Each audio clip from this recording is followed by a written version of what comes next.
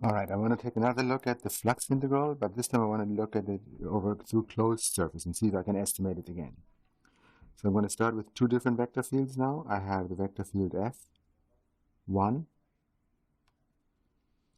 I'm going to make that equal to, for example, x0, 0. I make it particularly easy. I'll take the vector field F2, which would be, for example, 1 over x 0, 0. So if I draw this vector field, that means that it only has arrows going in the x direction, and they are bigger the bigger the x is. So let's assume x is positive.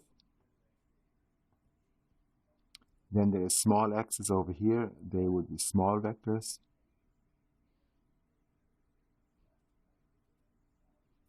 If the x gets bigger, then the vectors get bigger, get longer rather. X gets bigger yet, so the vectors gets bigger still. There we go. This is the first vector field, just about.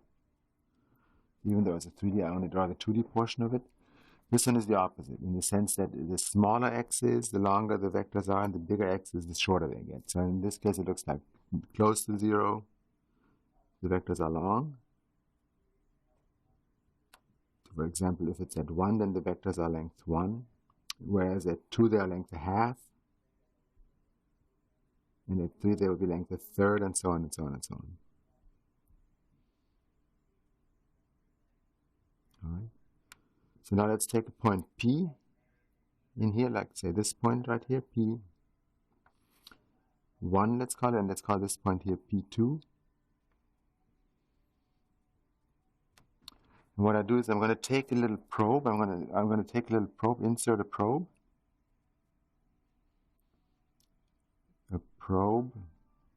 shaped like a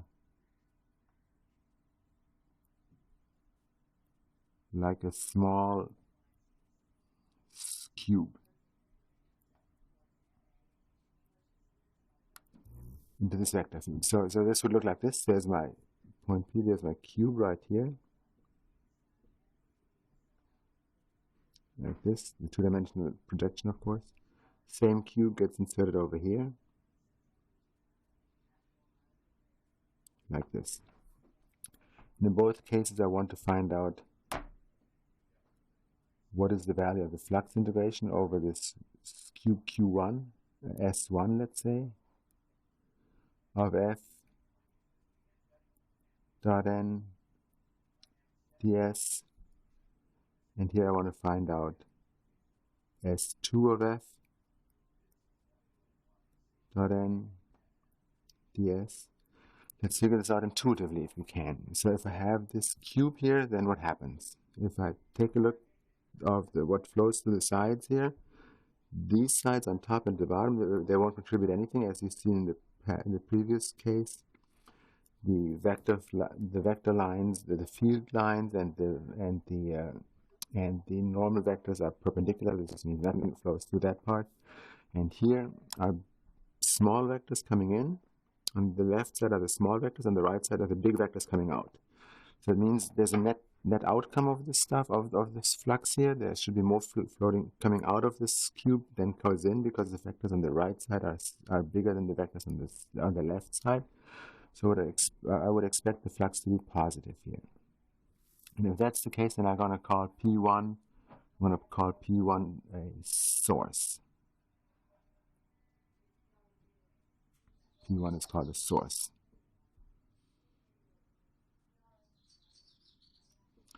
Now here I have more flowing in. If it's flowing to the left here, to the right, left to right, then I have more flowing in here than flows out in this case, because the vectors on the left side are larger than the vectors on the right side now, so there's more flowing in than flowing out.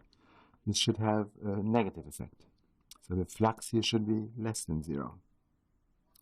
And I would call P2, I would call this a sink. I'm sorry, I would call this a sink, yes. Because stuff disappears there. Less comes out than goes in. Now, to check whether this is right, it's pretty simple.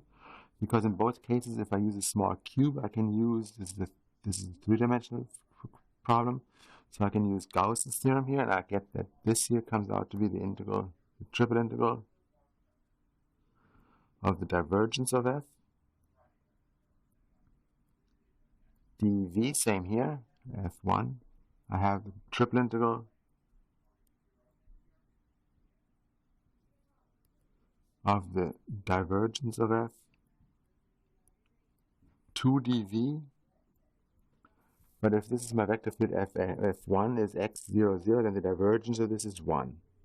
That means that the triple integral here of the divergence of f is the triple integration of 1, which is going to be the volume of the cube in this case, but in any case it's going to be positive for sure. But if I take the divergence of this vector field, 1 over x, 0, 0, then the divergence of this is, of course,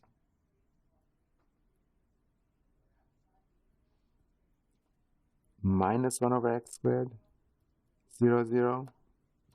That means that if I find the triple integral of minus 1 over x squared dv, I'm going to get a negative number, just like I expected. So that means that's how I have sources and sinks. Sources are where stuff comes out, more comes out than goes in. Sinks are where more goes in than comes out. All right, that's another geometric interpretation of flux integration with sources and sinks.